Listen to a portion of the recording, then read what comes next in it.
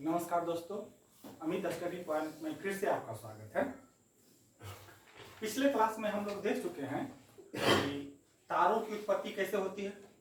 उसके अगले वीडियो में हम देख चुके हैं कि प्लेनेट की उत्पत्ति कैसे होती है, ग्रह की उत्पत्ति कैसे होती है, और हम यह भी जान चुके हैं कि जिस प्लैनेटरी एक्रीशन क्रिया के द्वारा ग्रह की उत्पत्ति होती है उसी तरह से उपग्रह की भी उत्पत्ति होती है। ठीक है ना। हम इस क्लास को उससे आगे बढ़ाएंगे। इससे पहले का जो 2 वीडियो था वो कंसेप्ट के लिहाज से बहुत जरूरी था। आज का वीडियो आपके एग्जाम के लिहाज से काफी जरूरी है और इससे आपके एग्जाम में बहुत सारे क्वेश्चन देखने को मिलेंगे। तो गौर से सुनिएगा, देखिएगा, समझिएगा। क्लास को आगे बढ़ाने से पहले हम इसमें थोड़ा सा मात्रक का बात कर लेंगे। मात्रक आपको फिजिक्स में एक चैप्टर पढ़ना है, यूनिट एंड डायमेंशन, मात्रक एवं विमाएं। उसमें हम लोग 2 तरह के मात्रक के बारे में पढ़ते हैं, एक फंडामेंटल यूनिट और दूसरा डिराइव्ड यूनिट। फंडामेंटल यूनिट की संख्या 7 होती है और इसी से मिलकर डिराइव्ड यूनिट बनाया जाता है। जैसे 7 फंडामेंटल यूनिट में पहली भौतिक राशि लंबाई का मात्रक मीटर, समय का मात्रक सेकेंड, द्रव्यमान का मात्रक किलोग्राम, ताप का मात्रक केल्विन, ज्योति तीव्रता का मात्रक कैंडेला, विद्युत धारा का मात्रक एम्पियर तथा पदार्थ की मात्रा का मात्रक मोल होता है। तो ये 7 मूल मात्रक आप याद रखेंगे। इसके अलावा 2 संपूरक मात्रक का भी याद रखना है। पहला समतल कोण। समतल कोण 2 रेखाओं के झुकान पर बना कोण क्या कहलाता है? समतल कोण। और समतल कोण का मात्रक होता है रेडियन, जबकि ठोस कोण का मात्रक क्या होता है? स्टेरेडियन। आप लोग कुप्पी वाला आइसक्रीम खाए होंगे या आप भुजा खाते हैं तो जो कोण का शेप बना होता है तो अंदर में जो एंगल दिखाई देता है वो कौन सा एंगल है? ठोस कोण है और उसका मात्रक क्या होता है? स्टेरेडियन। इस प्रकार 7 मूल मात्रक और 2 संपूरक मात्रक। फिर इसी अगर हम मीटर और सेकंड को मिला देंगे, उससे अगर हम बना रहे हैं मीटर प्रति सेकंड तो वो हो जाएगा चाल का मात्रक। अगर हम 1 मीटर और 2 सेकंड को मिला बना रहे हैं मीटर प्रति सेकंड तो वो हो जाएगा त्वरण का मात्रक। तो ये सब जो मात्रक बन रहे हैं मूल मात्रकों को मिलाने से वो क्या है? डिराइव्ड यूनिट, व्युत्पन्न मात्रक। तो क्या आप लोग मात्रक के बारे में समझ गए? Yes sir. इसको हटाएं हम। Yes sir. इसको हटा दिया। अब देखिए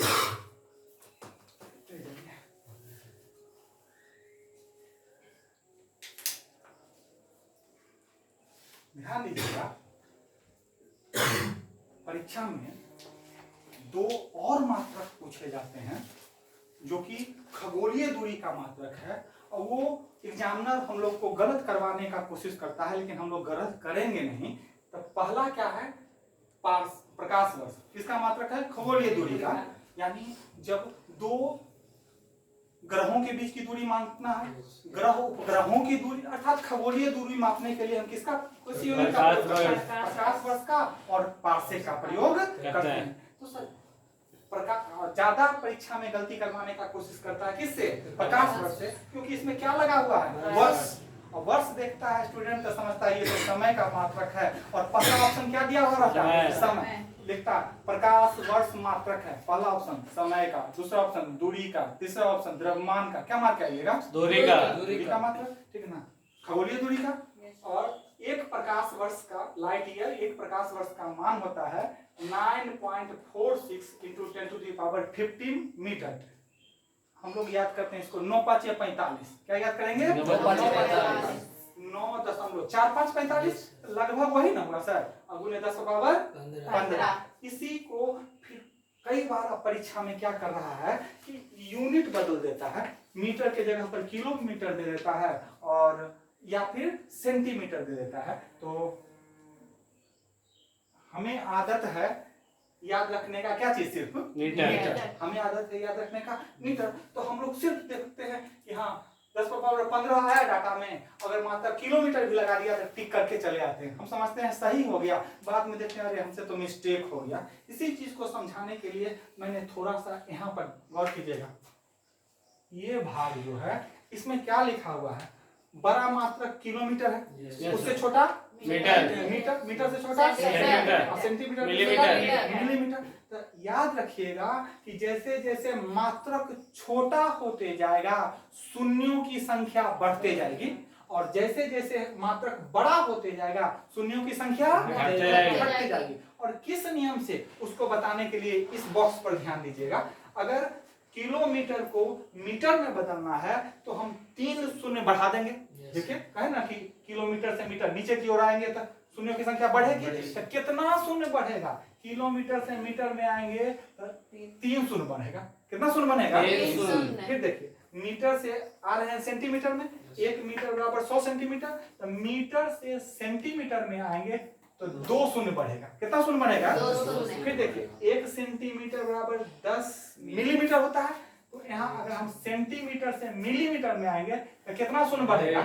1 शून्य बढ़ेगा। और इसका उल्टा अगर हम मिलीमीटर से सेंटीमीटर में जा रहे हैं तो 1 शून्य घट जाएगा, सेंटीमीटर से मीटर में जा रहे हैं तो 2 शून्य घट जाएगा, और मीटर से किलोमीटर में जा रहे हैं तो 3 शून्य घट जाएगा। अगर ये दोनों बात आपके समझ में आ गई तो किसी भी तरह से एग्जामिनर देगा आपसे गलती नहीं होगी। आपको अगर याद है कि एक लाइट ईयर 1 प्रकाश वर्ष बराबर 9.46 × 10⁻15 मीटर, और अगर ऑप्शन में मीटर में नहीं किलोमीटर में दिया हुआ है तो आप समझ रहे हैं मीटर से बड़ा मात्रक होता है किलोमीटर।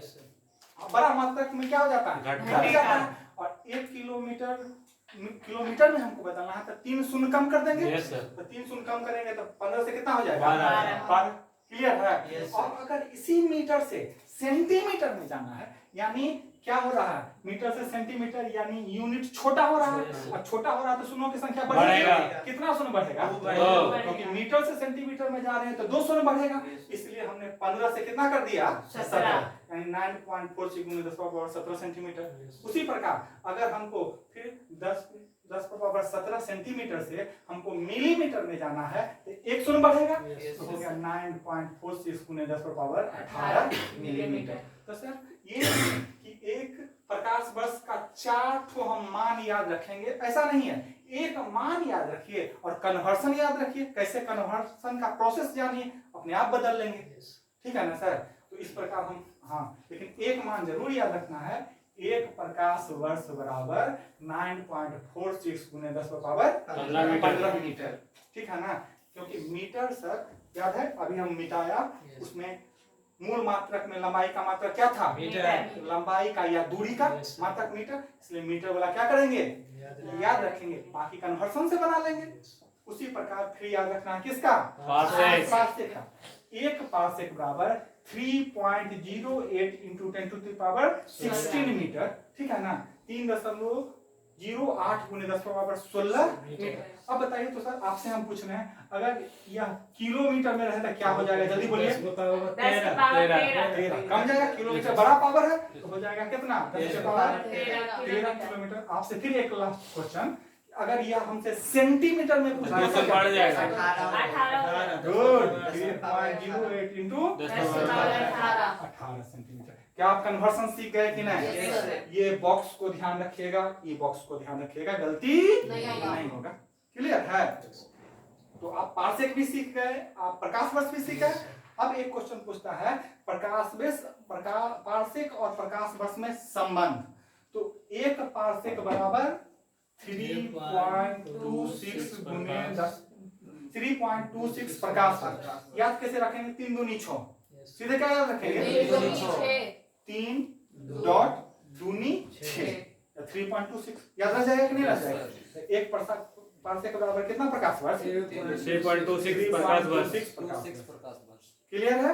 ये हुआ पारसेक और प्रकाश वर्ष में संबंध। बोलिए तो पारसेक मात्रक बड़ा है कि प्रकाश वर्ष? पारसेक। कौन बड़ा है? पारसेक। 1 पारसेक लगभग 3.25 गुना प्रकाश वर्ष के बराबर होगा, तो कौन बड़ा हुआ? पारसेक। तो क्या यूनिट का काम हम लोग कर लिए? आप ही लोग को समझाने के लिए लिखे हैं कि मीटर को किलोमीटर में बदलने के लिए 1000 से क्या देते हैं? मीटर को सेंटीमीटर में बदलने के लिए 100 से गुना करते हैं, और सेंटीमीटर को मिलीमीटर में बदलने के लिए 10 से गुना करेंगे। ठीक है ना?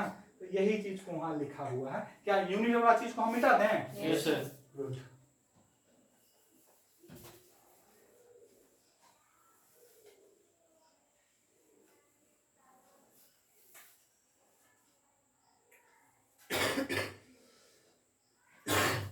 ध्यान दीजिएगा सर।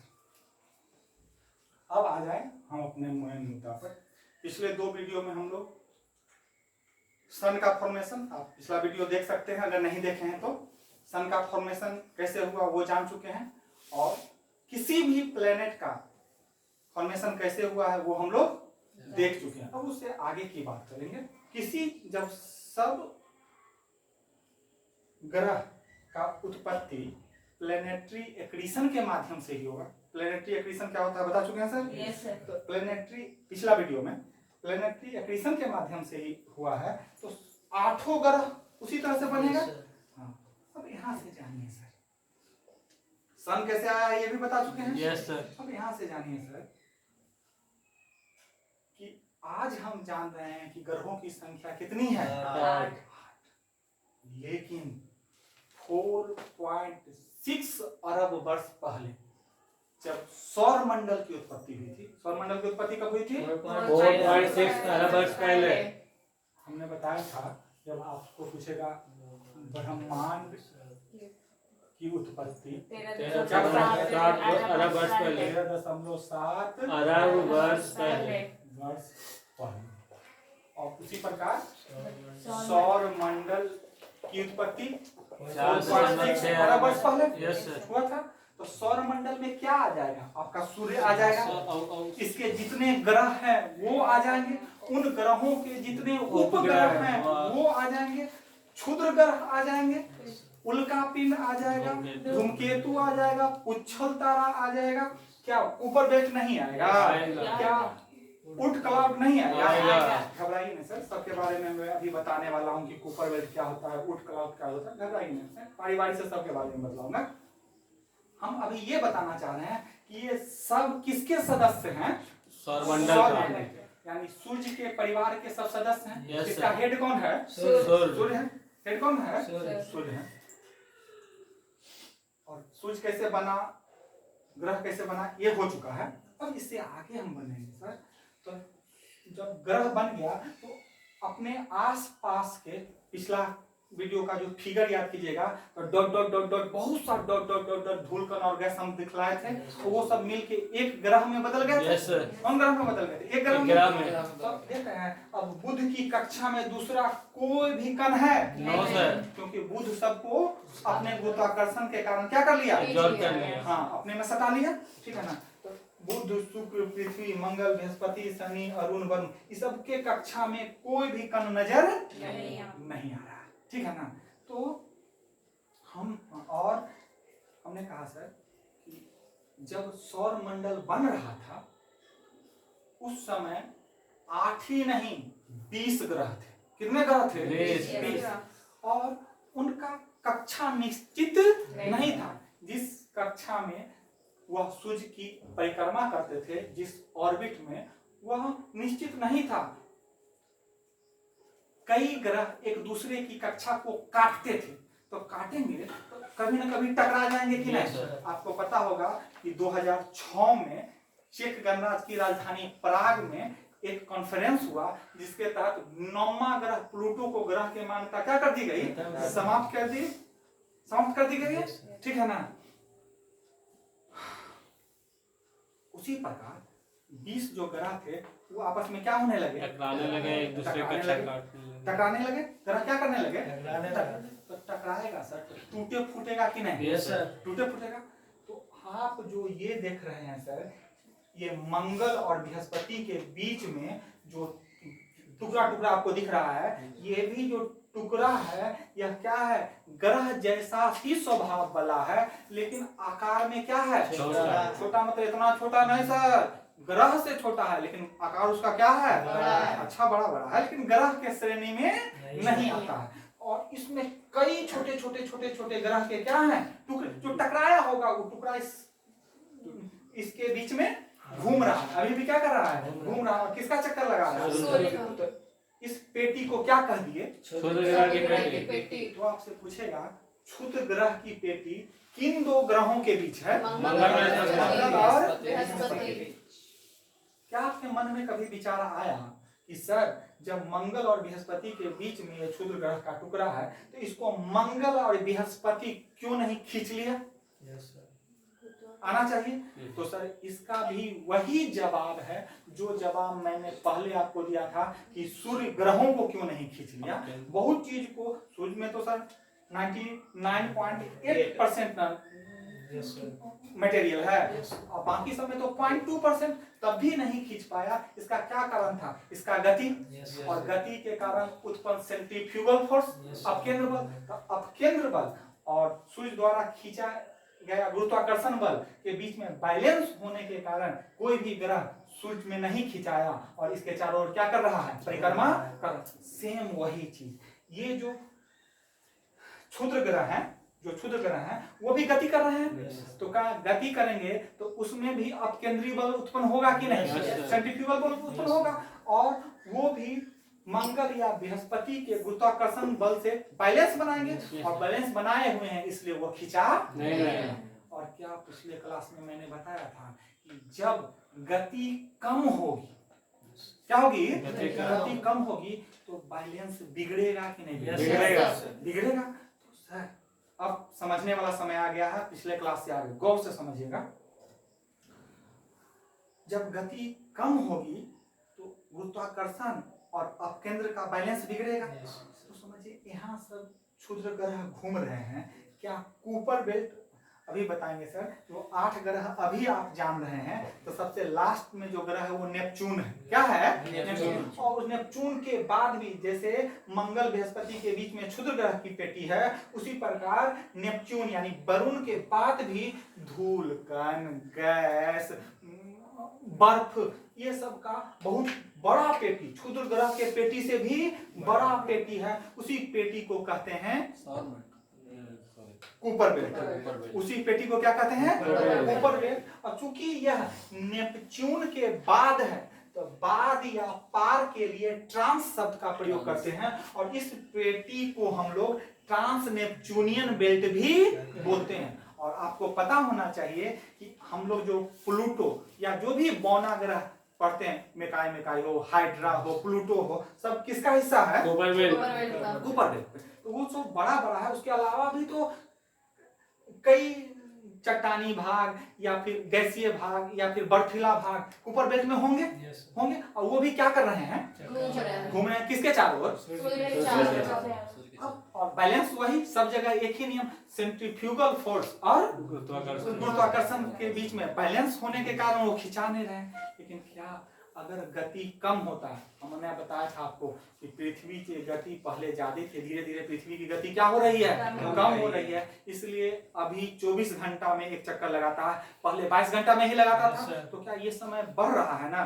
क्यों बढ़ रहा है? क्योंकि पृथ्वी की गति क्या होते जा रही है? कमते जा रही है। तो सर गति कमने पर संतुलन भी तो बिगड़ेगा ना। तो ये तो बड़ा है पृथ्वी, ये सब तो उससे छोटे हैं, ग्रह से तो छोटे हैं। तो इसका जब संतुलन बिगड़ेगा तो जिसके कारण बिगड़ेगा, मान लीजिए यहाँ पर है तो इसमें जो कण होंगे या टुकड़े होंगे उसका वरुण के कारण संतुलन बिगड़ सकता है कि नहीं? सॉरी, यहाँ क्षुद्र ग्रह में जो चट्टानी टुकड़े हैं या जो भी कण है उसका संतुलन मंगल या बृहस्पति के कारण बिगड़ेगा कि नहीं?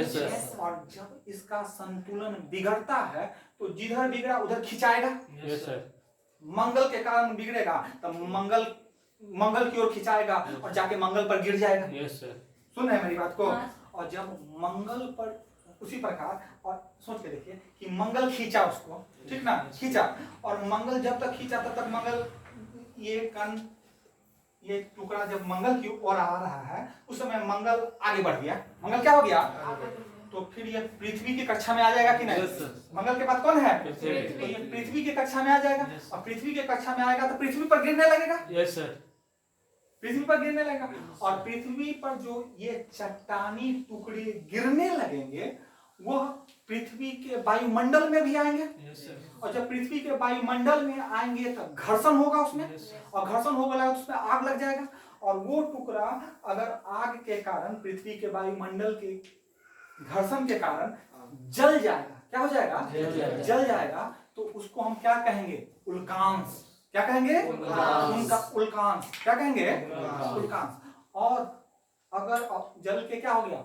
ऊपर में ही खत्म। याद है?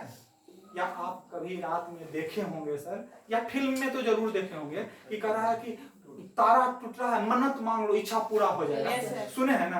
क्या अब तो आपको पता होगा कि तारा कभी टूट नहीं सकता। तारा टूटता है क्या? तारा रेड जायंट के बाद डेड हो सकता है, लेकिन टूट सकता है क्या? बता चुके हैं। तो ये अब खोखली जो बात है उस पर आप लोग भरोसा नहीं ना कीजिएगा। अगर वह गिर रहा है इसका मतलब वह तारा नहीं होगा, उल्कांश होगा। क्या होगा? उल्कांश। वही उल्कांश क्या हुआ? यही सब पिंड सर जो गुरुत्वाकर्षण के प्रभाव में अपने पथ से क्या हो जाता है, भटक जाता है, और जिसके जो गुरुत्वाकर्षण खींचता है उसकी ओर वो बढ़ने लगता है। तो हम बात कर रहे हैं पृथ्वी पर, अगर कोई पिंड पृथ्वी की ओर बढ़ने लगेगा, और पृथ्वी के चारों ओर वायुमंडल है कि नहीं है? हमने बताया था आपको 2 ही ग्रह है जिसके चारों ओर वायुमंडल नहीं है। एक है बुध और एक है मंगल। बिल्कुल कंफ्यूज होने का जरूरत नहीं है सर। आदमी याद रखता है सर, कोचिंग में बोलेगा सर बुध शुक्र, बुध शुक्र नहीं, बुध शुक्र का उपग्रह नहीं है। क्या बोले हमने? का उपग्रह नहीं है। लेकिन हम अभी क्वेश्चन किए कि कौन सा 2 ग्रह है जिस पर वायुमंडल नहीं है, ये ना पूछा। तो सर बुध और मंगल पर क्या है? वायुमंडल नहीं है। तो बुध और मंगल की ओर अगर किसी पिंड का गमन हुआ तो वो तो डायरेक्ट धमाक से जाके गिर जाएगा। क्यों? क्योंकि उसको रोकने वाला कोई नहीं, क्योंकि मंगल पर भी वायुमंडल नहीं है, बुध पर भी वायुमंडल नहीं है, तो धमाक से क्या करेगा? गिरेगा, उसको ज्यादा नुकसान पहुंचाएगा। लेकिन पृथ्वी के चारों ओर क्या है? वायुमंडल। तो वो रोकेगा कि नहीं? तो रोकेगा तो घर्षण उत्पन्न होगा कि नहीं? और घर्षण उत्पन्न होगा तो उसमें आग लग जाएगा। वही हम जो आग लग जाएगा तो हम लोग उसको कहेंगे उल्कांश। क्या कहेंगे? लेकिन जब वही पिंड पृथ्वी पर या किसी भी ग्रह पर गिर गया, तब हम लोग उसको कहेंगे उल्का पिंड। गिर गया तो उल्का पिंड, ऊपर में ही जल के खत्म हो। एकदम क्लियर है? आपको पता है कि महाराष्ट्र में उल्का पिंड के गिरने से एक लोनार झील का निर्माण हो गया। तो गिरा होगा तो बहुत बड़ा गड्ढा हो गया होगा ना सर, और उसमें पानी भर जाने के कारण कौन झील? क्या उल्कांश और उल्का पिंड का कंसेप्ट समझ में आ गया कि नहीं? कोई डाउट है तो पूछिए। क्लियर है? तो उल्का पिंड समझ में आ गया सर? ठीक है। उल्कांश भी और उल्का पिंड भी। अब हम लोग क्या समझेंगे? धूमकेतु और पुच्छल तारा। लेकिन उसको समझने से पहले थोड़ा इस क्रम को समझना बहुत जरूरी है। क्रम क्या है सर? कि सूर्य क्या है? सूर्य के सबसे नजदीक ग्रह कौन सा है? बुध है। उसके बाद शुक्र, उसके बाद पृथ्वी, उसके बाद मंगल, उसके बाद इंग्लिश में इसको मरकरी बोलते हैं, इसको वेनस बोलते हैं, इसको अर्थ बोलते हैं, इसको मार्स बोलते हैं, इसको जुपिटर बोलते हैं, इसको सैटर्न बोलते हैं, इसको यूरेनस बोलते हैं, और इसको नेपच्यून बोलते हैं ना सर? लेकिन हम लोग इसको ऐसे कितना आदमी सर पढ़ता है लेकिन ये याद नहीं रह पाता है। यहाँ से कई क्वेश्चन पूछा जाता है। आज मैं वह तरीका बताने जा रहा हूँ जिससे आप आराम से सर सीरीज याद करेंगे और कई तरह के क्वेश्चन का आंसर दे पाएंगे। गौर से सुनते जाइएगा। सिर्फ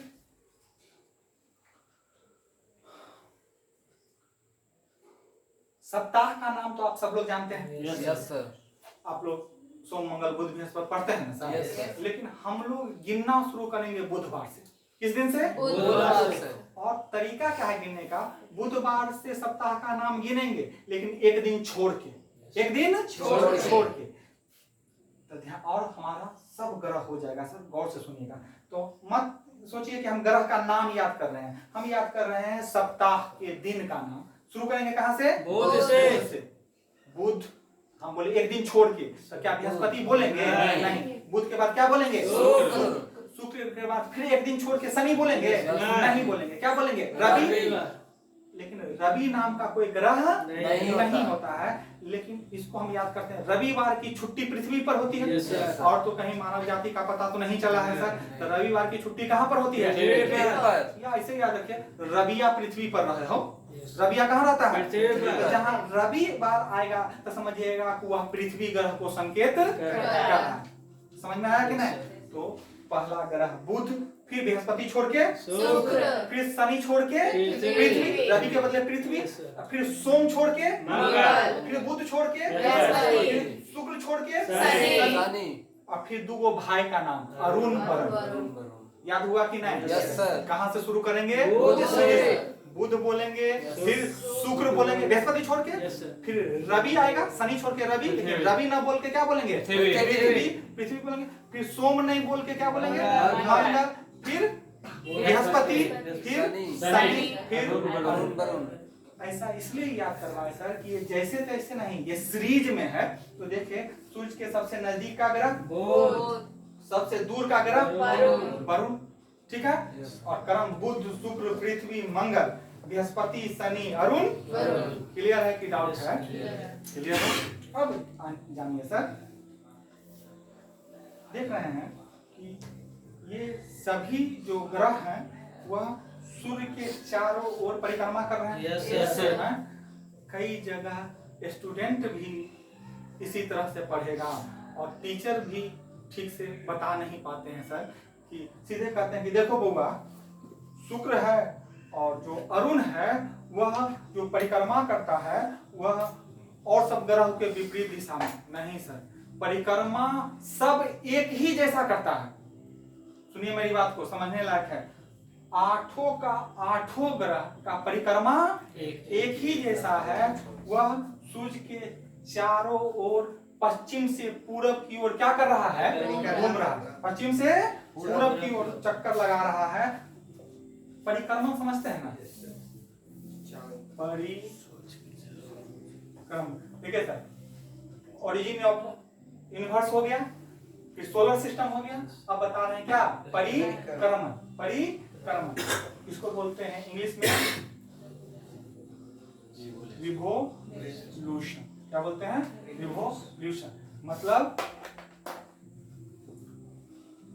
सूर्य के चारों ओर चक्कर लगाना, सूर्य के चारों ओर चक्कर लगाना। और जो सूर्य के चारों ओर चक्कर लगाएगा वो कैसे लगाएगा? पश्चिम से क्लियर है? पश्चिम से पूरब की ओर। पूरब की ओर, ठीक। तो ये हो गया क्या चीज? परिक्रमण, रिवोल्यूशन। और यहीं पर याद रखिए परिभ्रमण। क्वेश्चन देख के सर अच्छा से आंसर दीजिएगा। देखने सुनने में लगेगा कि हाँ दोनों तो एक ही है, नहीं सर। ये है परिक्रमण और ये है परिभ्रमण। इसका हिंदी होता है, इंग्लिश होता है रोटेशन। क्या होता है? रोटेशन। और इसी का दूसरा नाम है घूर्णन। इसी का दूसरा नाम क्या है? घूर्णन। घूर्णन क्या है? ग्रह का अपने एक्सिस पर घूमना, अपने अक्ष पर घूमना। जैसे मान लीजिए पृथ्वी एक ग्रह है, तो आपको पता है ये पृथ्वी है और इसका नॉर्थ पोल यहाँ पर नहीं है। नॉर्थ पोल कहाँ पर है? यहाँ पर। अगर सीधा रहता तो ऐसे रहता सर? Yes, sir. लेकिन ऐसे है नहीं। यहाँ पर नॉर्थ पोल है और यहाँ पर क्या है? साउथ पोल है। ये उत्तरी ध्रुव है और ये दक्षिण ध्रुव। और इसको जो काल्पनिक रेखा मिलाती है इसी को बोलते हैं पृथ्वी का एक्सिस। इसको क्या बोलते हैं? एक्सिस। मतलब अक्ष। किसका? पृथ्वी का अक्ष, ठीक। और ये जो घूमती है उसको कहते हैं कक्षा। पृथ्वी का कक्षा। इसको आप मान लीजिए कक्षा। ये हो गया कक्ष तल। कौन तल? कक्ष तल, ठीक है। तो पृथ्वी जो है अपने अक्ष पर 23.5 डिग्री झुकी हुई है। कितना डिग्री? 23.5 पृथ्वी अपने अक्ष पर 23.5 डिग्री क्या है? झुकी हुई है। ये झुकाव का बड़ा इंपॉर्टेंस है। आज जो आप ऋतु परिवर्तन देखते हैं उसका एक कारण पृथ्वी का झुकाव भी है। रिवोल्यूशन तो है ही, सूर्य के चारों ओर परिक्रमा करना तो है ही, पृथ्वी का झुकाव भी है। इसको हम विशेष रूप से तब पढ़ेंगे जब हम अकेला पृथ्वी के बारे में पढ़ेंगे तब। फिलहाल इतना ही जानिए। तो पूछेगा पृथ्वी का अपने अक्ष पर झुकाव कई डिग्री का? 3.5 डिग्री। लेकिन अगर क्वेश्चन पूछ देगा कि पृथ्वी का अपने कक्ष तल से झुकाव कितना है? 66.5 डिग्री। कई डिग्री? 66। तब नहीं ये 90 डिग्री होगा सर। तो क्वेश्चन ध्यान से देखिएगा क्या पूछ रहा है। पृथ्वी का अपने अक्ष पर झुकाव पूछेगा तो 23.5 डिग्री। कई डिग्री? 23.5 डिग्री। और पूछेगा कक्ष तल से झुकाव तो कितना डिग्री? 66 डिग्री। क्लियर है ना? तो आपके मन में आया है सर पृथ्वी झुकी क्यों सर? और क्या अगर पृथ्वी झुकी हुई है तो और ग्रह भी झुका हुआ है सर? यानी और ग्रह झुका है कि नहीं? और ये झुका क्यों? ये ख्याल मन में आना चाहिए कि नहीं? आना चाहिए। आना चाहिए। तो क्या मैंने थोड़ा देर पहले बताया था कि 4.6 अरब वर्ष पहले जब सौर मंडल का निर्माण हो रहा था उस समय 20 ग्रह का निर्माण हुआ था। Yes, sir. और क्या सभी का जैसे अभी 8 ग्रह का कक्षा अलग अलग है, क्या 20 ग्रह का कक्षा अलग अलग था? नहीं था। तो कई ग्रह की कक्षा एक दूसरे को काटते थे और काटेंगे तो टकराएगा कि नहीं? तो टकराने के कारण उसका टुकड़ा होके ब्रह्मांड में बिखर गया। कुछ टुकड़ा क्षुद्र ग्रह के पेटी के रूप में भी आ गया, कुछ टुकड़ा ऊपर बेल्ट के भी रूप में आ गया, कुछ टुकड़ा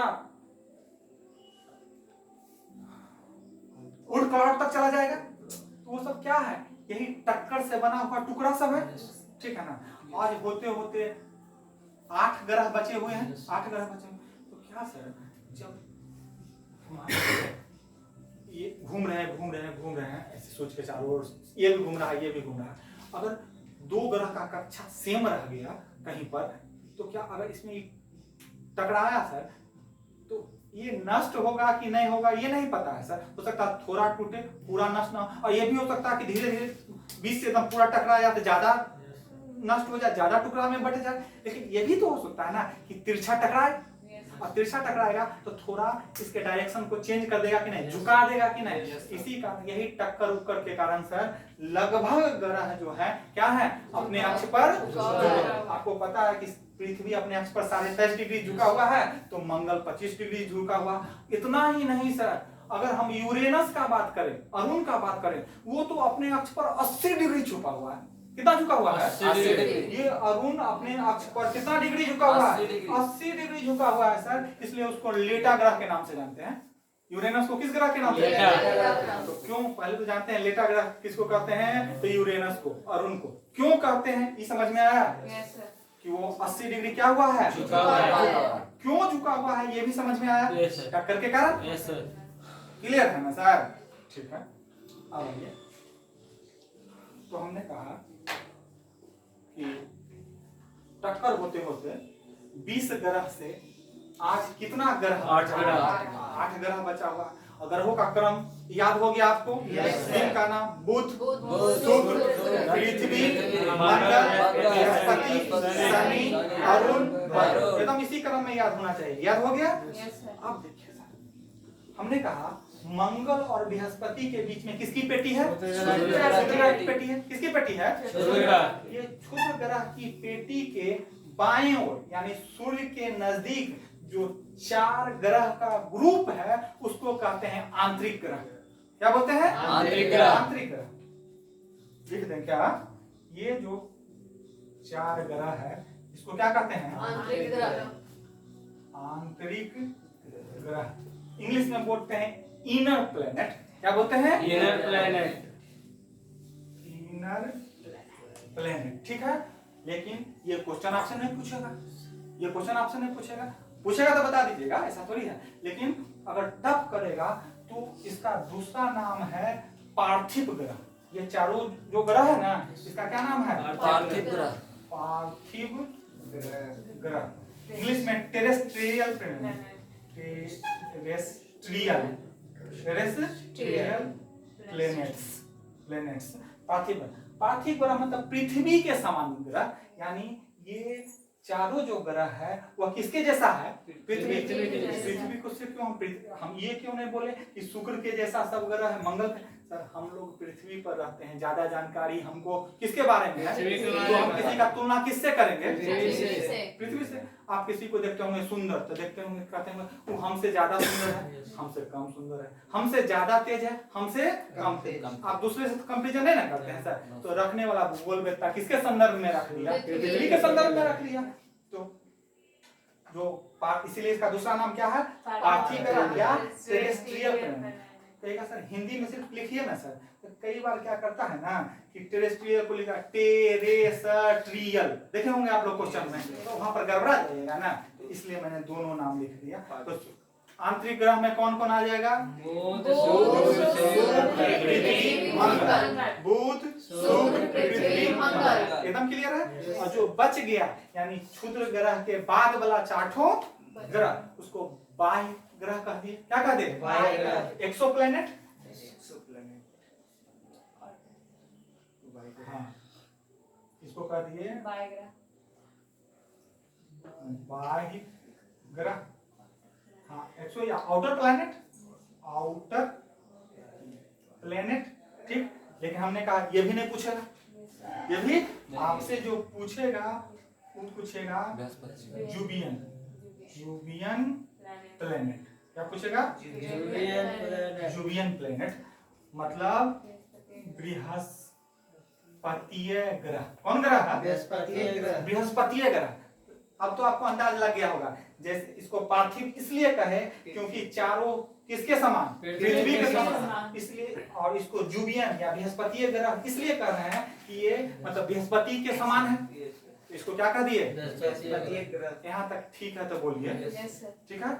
अब देखिए सर, अपने आप क्वेश्चन निकलते जाएगा। देखिए पूछेगा, आप देखिए, आप अपने जवाब दीजिएगा। सूर्य के सबसे नजदीक का ग्रह बुध। सूर्य से सबसे दूर का ग्रह वरुण। कहेगा पृथ्वी का पड़ोसी कौन कौन है? शुक्र और पड़ोसी मतलब अगल बगल। यहाँ पर पृथ्वी है तो इसके बाएं ओर शुक्र है, दाएं ओर कौन है? ये दोनों इसका पड़ोसी हो। और जरूर ये क्वेश्चन पूछते आया है। ये भी तो हो सकता है कि आपसे पूछ दे शनि का पड़ोसी कौन है? नहीं पूछ सकता है। तो ये सीरीज याद रहेगा तो आप शनि का पड़ोसी या अरुण का या किसी का पूछेगा तो आप जवाब दे सकते हैं। लेकिन आप सिर्फ जो ऑब्जेक्टिव क्वेश्चन आता है, कोई स्पीडी में पढ़ा या लूसेंट में पढ़ा, एगो दूगो क्वेश्चन पढ़ा कि नहीं पृथ्वी का पड़ोसी कौन है? शुक्र और मंगल। तो उसके अलावा दूसरा पूछ देगा तो रट्टू मल आदमी उसका जवाब दे पाएगा? नहीं दे पाएगा। लेकिन आपको सीरीज पता है तो कुछ भी पूछेगा शनि का पड़ोसी तो क्या बोलिएगा? अरुण का पड़ोसी शनि और अरुण। क्लियर है ना? ये होता है ढंग से समझ के पढ़ने का फायदा। क्लियर है? ठीक। तो आप आंतरिक ग्रह समझ गए, बाह्य ग्रह समझ गए। अब समझिए, हमने कहा किसका किसका उपग्रह नहीं होता है? बुध और शुक्र का कोई उपग्रह नहीं होता है। उपग्रह किसको कहते हैं? उपग्रह किसको कहते हैं? सैटेलाइट। सैटेलाइट मतलब उपग्रह। उपग्रह वह खगोलीय पिंड, आकाशीय पिंड जो कि ग्रह का परिक्रमा करता है। किसका परिक्रमा करता है? इसको क्या कहते हैं? उपग्रह। तो जो प्रकृति में अपने आप किसी ग्रह की परिक्रमा कर रहा है उसको नेचुरल सैटेलाइट बोल दिए। और क्या हम लोग मतलब इसरो वाला या नासा वाला धरती के विभिन्न देशों से भी सैटेलाइट लॉन्च किया जाता है कि नहीं? तो उसको आर्टिफिशियल सैटेलाइट कहते हैं, कृत्रिम उपग्रह कहते हैं। वो भी ग्रह का ही क्या करेगा? यानी आप क्या सीखे कि ग्रह का चक्कर लगाने वाले आकाशीय पिंड को उपग्रह कहते हैं। यानी ग्रह की परिक्रमा करने वाला आकाशीय पिंड क्या कहलाता है? क्लियर है सर? तो अभी आप देख लिए बुध और शुक्र का कोई उपग्रह यहीं पर लिख लेंगे सर कि बुध और मंगल पर वायुमंडल नहीं है। किस पर वायुमंडल नहीं है?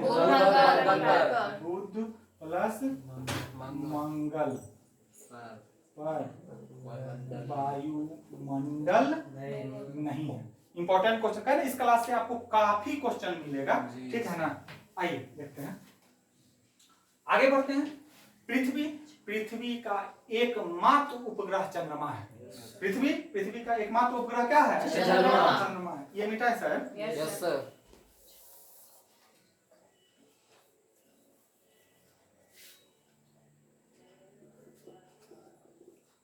पृथ्वी का एकमात्र उपग्रह क्या है? चंद्रमा है।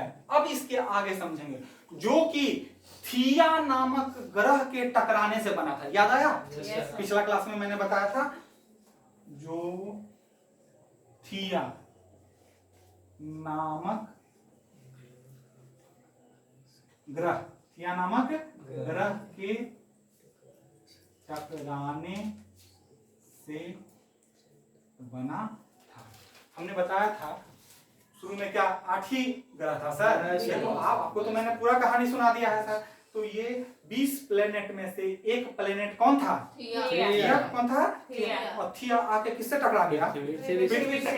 तो ज्यादा मजबूत था पृथ्वी। ज्यादा मजबूत कौन था? नुकसान किसको ज्यादा होगा? थिया को। लेकिन थिया भी ज्यादा कमजोर नहीं था। नुकसान हुआ तब भी डटल था, और डट के पृथ्वी के चारों ओर कुछ करने लगा, घूमने लगा। पृथ्वी के चारों ओर जो भी ग्रह के चारों ओर घूमेगा उसको क्या कहेंगे? तो वो, और उसको हम लोग क्या कह दिए? चंद्रमा। क्या कह दिए? यानी चंद्रमा का उत्पत्ति पृथ्वी से किस ग्रह के टकराने से? एकदम क्लियर। पहले तो आप लोग कितना कंसेप्ट आप लोग का खराब था, पता है ना सर? सूर्य से सब निकल गया, क्या यही सब बात है? नहीं। तो सर अच्छे से पढ़ेंगे ताकि किसी को बता भी सकें तो अच्छा जानकारी दे सकें। कुछ नहीं सर, ऑब्जेक्टिव का भले ऑब्जेक्टिव का एग्जाम देंगे, लेकिन पढ़ेंगे डिस्क्रिप्टिव। क्या पढ़ेंगे? हर चीज समझ के पढ़ेंगे। समझ में आ रहा है ना सर? तो चंद्रमा हो गया किसका उपग्रह? पृथ्वी का उपग्रह हो गया। उसी आगे बढ़ेंगे सर। पृथ्वी के बाद कौन आया? मंगल के 2 उपग्रह। मंगल के 2, फोबोस और डीमोस, ठीक ना? तो मंगल का उपग्रह क्या क्या? पहला का नाम फोबोस, और दूसरा का नाम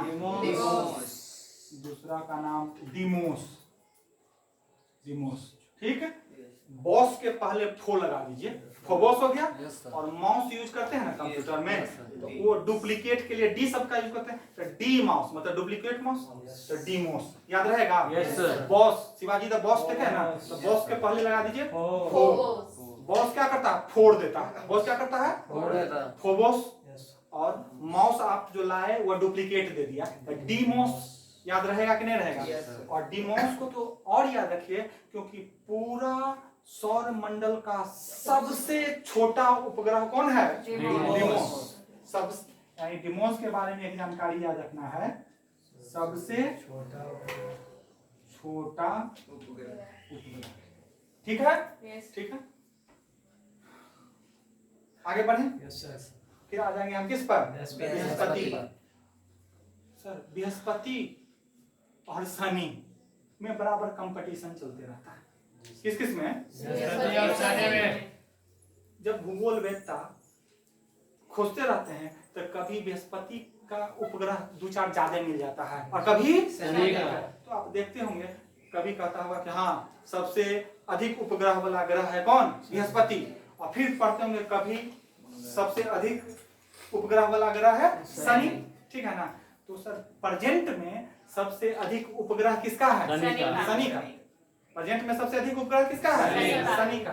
सर अभी बृहस्पति के उपग्रह की संख्या 79 है। कितना है? 79।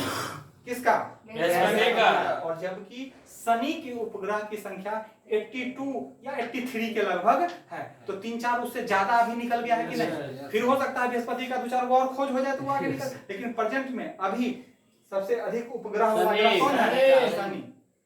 और दूसरे नंबर पर बृहस्पति।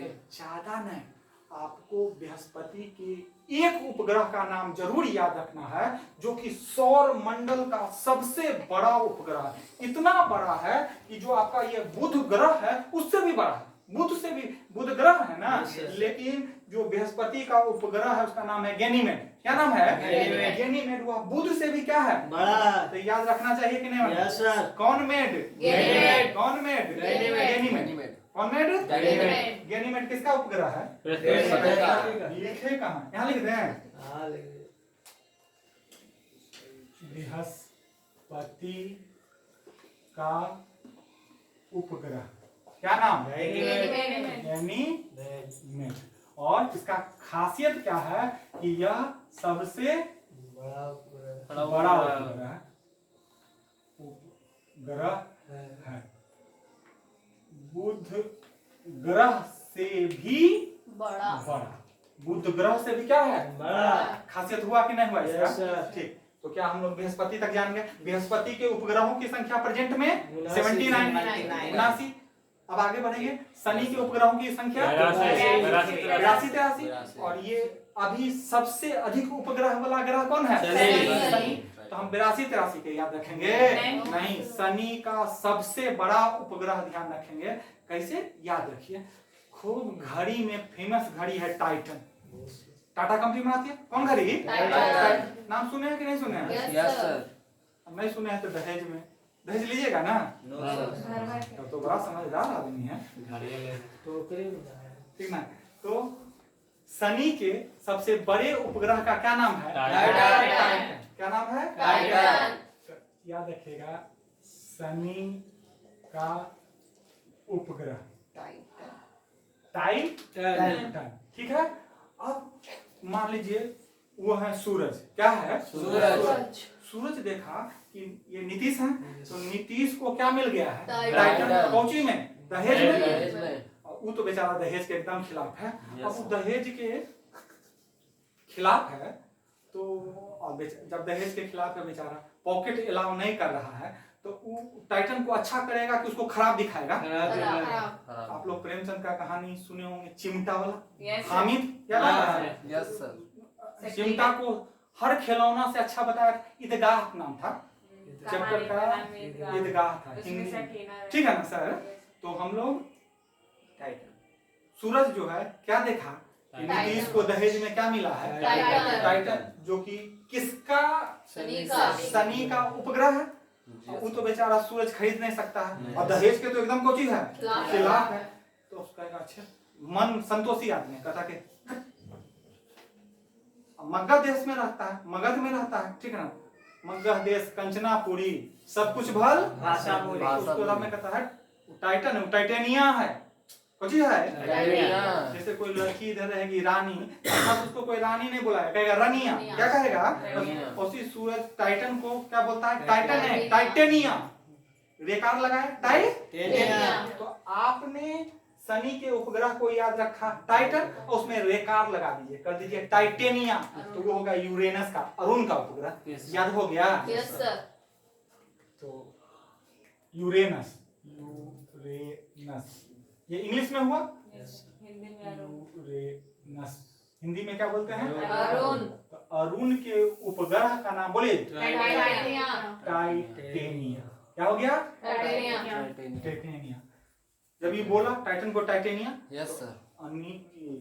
नीतीश को गुस्सा आ गया, कहा ससुराली घड़ी ना था सर, और ससुराल के बारे में बोलेगा तो नीतीश गुस्सा आ गया। कहता है कि अच्छा अंगूर नहीं मिलता है तो अंगूर को खट्टा बोलता है, मतलब तुम्हारे पास है ही नहीं तो तुम कहता है कि टाइटेनिया। तब कहता अच्छा नहीं है, अरे तोरा ऐसा दहेज लेवे वाला हम आदमी नहीं है। देखना तुम, हम अपने मेहनत से ट्राई करेंगे, ट्राई मतलब कोशिश, ट्राई करेंगे कि अपने मेहनत से टाइटन का घड़ी क्या कर लें? खरीद लें। तो ट्राई करेंगे खरीदने का। कौन बोला? सूरज। तो टाइटेनिया, सॉरी ट्राइटन, क्या खरीदने का? ट्राई किया टाइटन, टाई हटा दीजिए, क्या लगा दीजिए, सिर्फ टन याद रखिए। तो सूरज बोला कि हम टाइटन घड़ी खरीदने का क्या करेंगे? ट्राई करेंगे, लेकिन दहेज वाला नहीं लेंगे, ठीक ना। तो वरुण के उपग्रह का नाम है ट्राइटन। वरुण के उपग्रह का क्या नाम है? ट्राइटन। यहीं लिख दें क्या? Yes sir. जगह तो नहीं लग रहा सर। नीचे नीचे नीचे। बरूनी के पास ले वहाँ से टाइटन के नीचे, टाइटन हाँ के हाँ, नीचे। यहाँ लिख देते हैं नेपच्यून। नेपच्यून इसी को वरुण। हिंदी में बोलते हैं वरुण। वरुण के उपग्रह का क्या नाम? ट्राइटन। देखिए ट्राइटन। ट्राइटन याद हो गया कि नहीं? Yes. तो देखा सर, शनि का सिर्फ याद रखे टाइटन, फिर उसके बाद अगर अरुण याद किए टाइटेनिया और फिर ट्राइटन, ठीक ना? तो हम लोग कहाँ से सीरीज बैठाए थे? पहले सप्ताह के नाम पर सब ग्रह को याद किए, उसके बाद ग्रह को दो भाग में बांट दिए, क्षुद्र ग्रह के बायां, क्षुद्र ग्रह के दायां। तो बायां के 4 ग्रह को आंतरिक ग्रह या पार्थिव ग्रह कह दिए, दायां के 4 ग्रह को वायु ग्रह या बृहस्पतीय ग्रह कह दिए, ठीक ना? फिर सबके उपग्रह के बारे में भी बताते हैं। पढ़ लिए, ठीक? उल्का पिंड समझ गए कि नहीं? Yes, sir. उल्कांश समझ गए कि नहीं? Yes, sir. अब सिर्फ एक चीज बताना है हमको, क्या चीज? हाँ, कूपर बेल्ट। कूपर बेल्ट नहीं बताया क्या? बताए ना अभी, जो ग्रह सब जब टक्कर हुआ तो कई धूल कण, छोटे छोटे टुकड़े चारों तरफ क्या हो गए? बिखर गए। तो वह टुकड़ा सब जो मंगल और बृहस्पति के बीच में फैल गया और चक्कर लगा रहा है, उसको क्षुद्र ग्रह कह दिए। और वह सब टुकड़ा या गैस या बर्फ का था, ये सब जो वरुण के बाद जिसका बेल्ट तैयार हो गया, उसको हम लोग ट्रांस नेपच्यूनियन बेल्ट या कूपर बेल्ट बताया था, हमको लगता था Yes, sir, पता है। बताए थे ना? ये हो गया क्या? यानी ये भी क्या है सर? छोटे छोटे कणों, गैसों, बर्फ के फाहों का एक बहुत बड़ा पट्टी है। ये सब भी पिछला क्लास में बताए थे, ये सभी तो पट्टी था सर, तस्तरीनुमा। ये सब जुड़ जुड़ के एक्रीशन के कारण क्या बन गया? ग्रह। लेकिन ये सब नहीं बन पाया, ये सब नहीं बन पाया। तो ये जो है किसके बाद का? वरुण के बाद का कणों, गैसों, बर्फ के फाहों की जो मोटी पट्टी है, वह पट्टी क्या कहलाता है? और इसी पट्टी में हमने कहा कि बौना ग्रह सब है। Yes, sir. प्लूटो इसी पट्टी में आएगा, Yes, sir. मकाई इसी में आएगा, हाइड्रा इसी इसी में में आएगा। आएगा, चिरोन इसी में आएगा, सिरोन इसी में आएगा, ठीक है ना?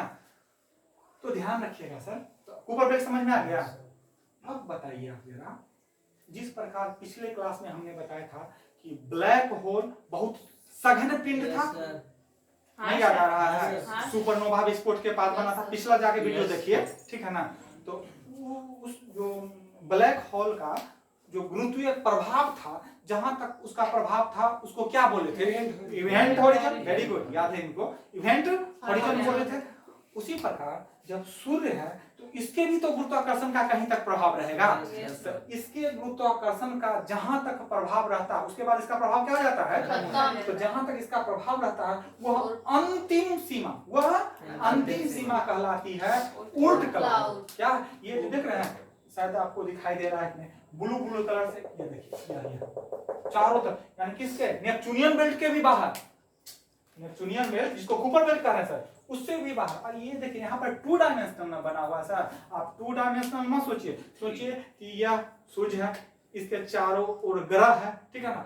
और उसके बाद जब 8 ग्रह खत्म हो जाता है तो कूपर बेल्ट आता है। कौन आता है? और उसके ऊपर चारों तरफ से ऊपर नीचे दाएं बाएं सबसे जो बादल है, उसको क्या कह दिए? Oort cloud. तो वो बादल किसका है सर? वही धूलकण, बर्फ के फाहा। और उसके बाद लेकिन ये बादल जो है, जिसको हम ऊर्ट क्लाउड बोल रहे हैं, यानी सूर्य के गुरुत्वाकर्षण की अंतिम सीमा जो है, वो यहाँ पर है क्यों? हट क्यों नहीं जाता है? क्योंकि यह सूर्य के गुरुत्वाकर्षण के अधीन बंधा हुआ है। अगर कोई ऊर्ट क्लाउड को पार कर गया तो समझिए इसके सीमा से क्या चल जाएगा? बाहर। क्यों? क्योंकि हम बोल रहे हैं ऊर्ट क्लाउड जो है, यह सूर्य का गुरुत्वाकर्षण का अंतिम सीमा। तो अंतिम सीमा तो इससे पार कर जाएगा तो फिर रहेगा यहाँ पर? नहीं रहेगा। तो ऊर्ट यानी सूर्य का सबसे बाहरी लेयर क्या कहलाता है? कोई डाउट है तो बोलिए। नो? अब समझिए एक बात, यहीं पर समझ लीजिए लगे हाथों। ऊट क्लाउड देखिए सर, क्या सिर्फ ग्रह ही सूर्य का चक्कर लगा रहे हैं कि ग्रह के साथ साथ उपग्रह भी सूर्य का चक्कर लगा रहे हैं? मान लीजिए हम हैं सूर्य, क्या है सूर्य। और ये है ग्रह, कोई भी, पृथ्वी बृहस्पति कुछ भी, यह हमारे चारों ओर घूम रहा है और इसका उपग्रह इसके चारों ओर घूम रहा है। देखिए ऐसे हम हैं सूर्य, तो क्या हमारा चक्कर ये भले ये उपग्रह ग्रह का चक्कर लगा रहा है, लेकिन इसी बहाने सूर्य का भी चक्कर लगा रहा है कि नहीं? लगा रहा है। तो क्या सर ग्रह, उपग्रह, क्षुद्र ग्रह और ये जो है आपका कुपर बेल्ट का जो पिंड है वो भी सूर्य का चक्कर लगाते रहेगा कि नहीं? तो क्या भैया ये ऊट क्लाउड भी सूर्य का चक्कर लगाएगा कि नहीं लगाएगा? तो ये भी क्या करता है? सूर्य का चक्कर लगाता है। अब बताइए, जैसे बुध का कक्षा है, वो छोटा कक्षा होगा, लेकिन प्लूटो का कक्षा होगा जो बड़ा कक्षा। बुध हमारे नजदीक है तो ऐसे से घूम रहा है, लेकिन वरुण यहाँ पर है तो उसका कक्षा बड़ा कक्षा ना हुआ। और वरुण नेपच्यून से भी बाहर कुपर बेल्ट है तो इसका कक्षा तो और बड़ा होगा। क्या होगा? और बड़ा होगा, ठीक है ना? तब सोचिए जो ऊट क्लाउड है ये सबसे बाहरी बेल्ट है तो इसका कक्षा तो सबसे बड़ा न होगा, और सबसे बड़ा कक्षा होगा कि नहीं होगा? लेकिन ये भी किसका परिक्रमा कर रहा है? सूर्य का। ये भी किसका परिक्रमा कर रहा है? सूर्य का। तो अब समझिए आप कि यह सूर्य की परिक्रमा करते करते, सूर्य की परिक्रमा कभी दूर रहेगा कभी पास आएगा, कभी दूर रहेगा कभी। इसी में दर्शा दें कि अगला फिगर बनाए, इसी में दर्शाते हैं। चलिए देख लीजिए। तो आप समझिए कोई कण है दूर में, क्या है? दूर, यही बढ़ रहा है, आगे क्या कर रहा है? बढ़ रहा है। अब एगो को, लेकिन इस फिगर में यहाँ पर हम दर्शाएं, यस सर, यहाँ पर छोटा ये मान लीजिए कि क्या है? सूर्य। ये क्या है? और ये है आपका ऊट क्लाउड। Yes sir. ऊट क्लाउड का कोई कण परिक्रमा करते करते सूर्य के नजदीक आया। क्या आया? सूर्य के नजदीक। गौर कीजिए, ये मान लीजिए कक्षा है और ये कोई कण है, ये आ रहा है सूर्य के नजदीक, ये दूर है तो लगभग बर्फीला है। लगभग क्या है? गैसीय है। और जब सूर्य के नजदीक आएगा सर तो उसका बर्फ छटेगा कि नहीं? गर्मी से पिघलेगा कि नहीं? वाष्प बनेगा कि नहीं? और वाष्प बनेगा और गैस होगा तो गैस पर सूर्य का रोशनी पड़ेगा तो वो चमकने लगेगा कि नहीं? चमकने लगेगा। Yes sir. चमकेगा ना सर? तो ये चमके लगेगा, इसमें क्या हो जाता है? चमक, फिर ये आगे बढ़ेगा। ये मत समझिएगा सर, ये सब जो दिखा रहे हैं आपको ये सब धूमकेतु है। इसको क्या बोलते हैं? धूमकेतु। आपको समझ में आया कि धूमकेतु किसका हिस्सा है? ऊट क्लाउड का। ऊट क्लाउड का। धूमकेतु किसका हिस्सा होगा? ऊट क्लाउड का। ये अब बताइए, तो ये इसका कक्षा तो दूर है, इसका कक्षा क्या है? दूर है। और यहाँ देखिए ये दूर कक्षा में ऐसे कर चल रहा है, क्या अपना पृथ्वी भी सूर्य के चारों ओर परिक्रमा कर रहा होगा कि नहीं? हो रहा होगा। ये पृथ्वी है, ये कौन है? और ये है आप, यहाँ पे ये आप है, डेढ़फुटिया। कौन है?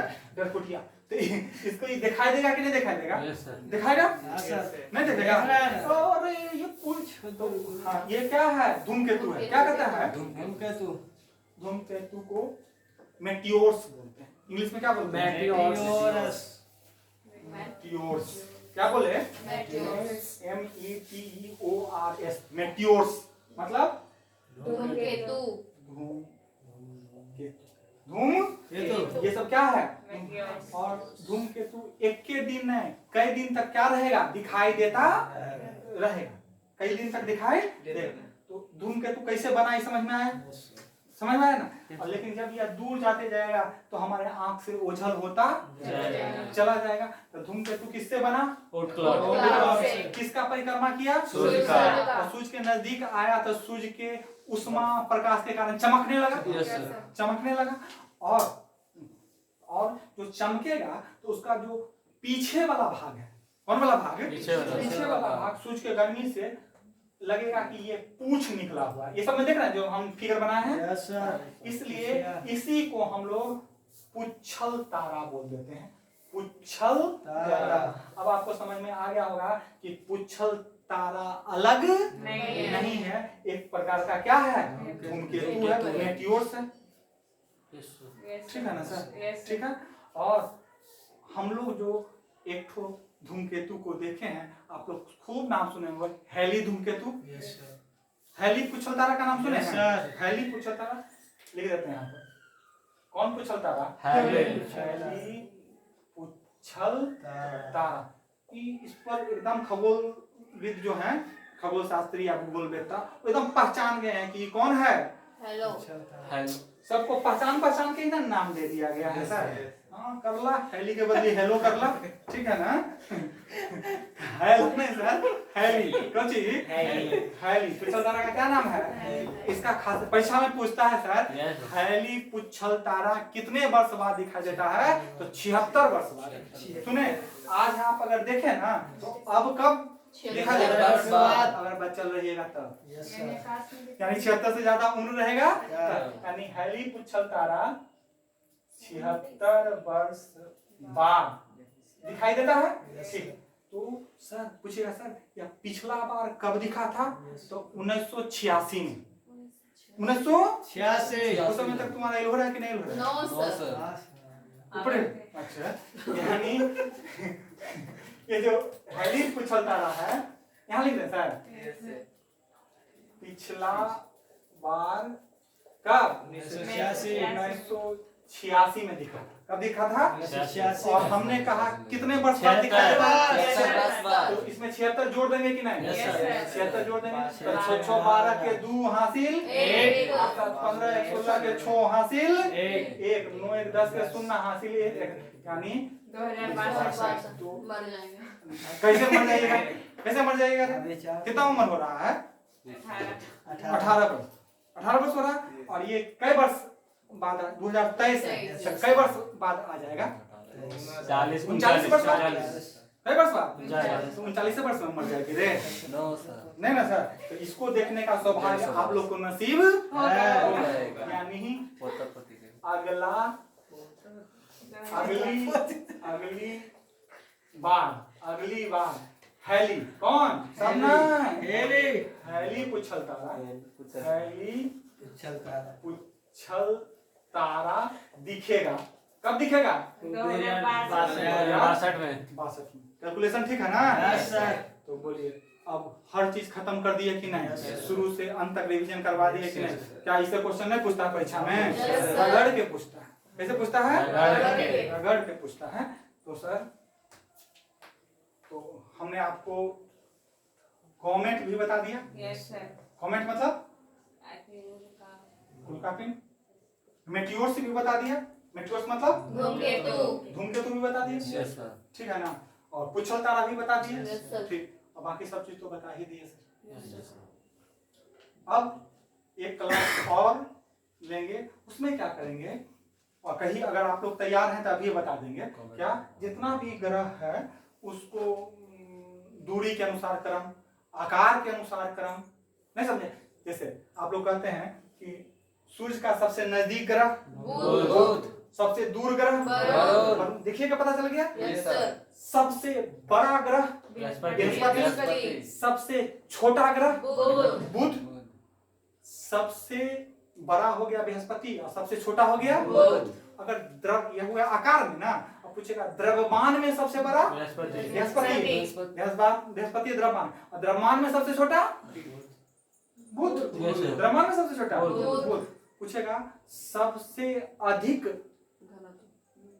अधिक, चलिए घनत्व बोल दिए तो घनत्व ही बता देते हैं। सबसे अधिक घनत्व वाला ग्रह पृथ्वी, और सबसे कम घनत्व वाला ग्रह शनि। सबसे कम घनत्व वाला शनि। शनि। आपको बता दें कि अगर उतना बड़ा तालाब हो जिसमें पानी भरा हो और शनि उसमें समा जाए, तो उसमें अगर शनि को डाल दिया जाए तो शनि तैरेगा। लगेगा। क्यों? तैरने का नियम है, कम घनत्व वाला चीज अधिक घनत्व वाले चीज के ऊपर क्या होता है? तैरता है। यानी शनि का घनत्व पानी के घनत्व से कम होगा। यस सर और पानी के घनत्व हिस्से ही नहीं, 8 ग्रह में सबसे कम घनत्व किसका है? शनि का। शनि का। और सबसे अधिक घनत्व किसका है? पृथ्वी का। पृथ्वी का। फिर आएंगे हम लोग परिक्रमण पर, बताए ना परिक्रमण। Yes sir. परिक्रमण सूर्य के चारों ओर घूमना। तो परिक्रमण काल सबसे अधिक किसका? वरुण का। वरुण का। वरुण का। परिक्रमण काल सबसे अधिक किसका? वरुण का। और कितना? 164.8 वर्ष। 164.8 यानी लगभग 165 वर्ष बताए थे। Yes. और सबसे कम बताए थे बुध का। कितना? 88 दिन। मात्र 88 दिन। 88 दिन। 88 और सबसे कम परिक्रमण काल पूछेगा तो बुध का। और सबसे अधिक परिक्रमण काल वरुण का। क्लियर है? Yes. लेकिन अगर पूछ देगा घूर्णन या परिभ्रमण, दूसरा सर परिभ्रमण या घूर्णन, जिसको इंग्लिश में रोटेशन बोलते हैं, Yes. यानी अपने अक्ष पर घूमना। Yes, sir. तो सबसे कम समय कौन लेता है अपने अक्ष पर घूमने में? बृहस्पति। बृहस्पति। सबसे कम समय कब लेता है? बृहस्पति। बताए थे लगभग 10 घंटा। कई घंटा? 10 घंटा। और सबसे अधिक समय कौन लेता है? शुक्र। शुक्र। कितना? 243 243 दिन। 243 दिन। 243 दिन। दिन। याद नहीं है? 243 बता रहे थे कि बिहार में विधानसभा सीटों की संख्या 243, उसी से याद कर लीजिएगा। तो यानी सबसे अधिक घूर्णन काल किसका? शुक्र का। सबसे अधिक घूर्णन काल किसका? शुक्र का। कितना? 243 दिन। शुक्र का 243 दिन। और सबसे कम घूर्णन काल बृहस्पति का। कितना? 10 घंटा। 10 घंटा। तो घूर्णन हो गया, क्या हो गया? घूर्णन हो गया, परिक्रमण हो गया, घनत्व हो गया, आकार हो गया, द्रव्यमान हो गया और दूरी हो गया। तो ये हुआ जो परीक्षा में डायरेक्ट क्वेश्चन आपसे पूछा जाता है। लेकिन क्या हमने आपको इतना ही बताया है कि पूरा सीरीज बताए हैं? सबसे कम कौन, उससे ज्यादा कम, उससे ज्यादा कम, उससे ज्यादा। तो ये हम एक अलग वीडियो बना के क्या कर देंगे।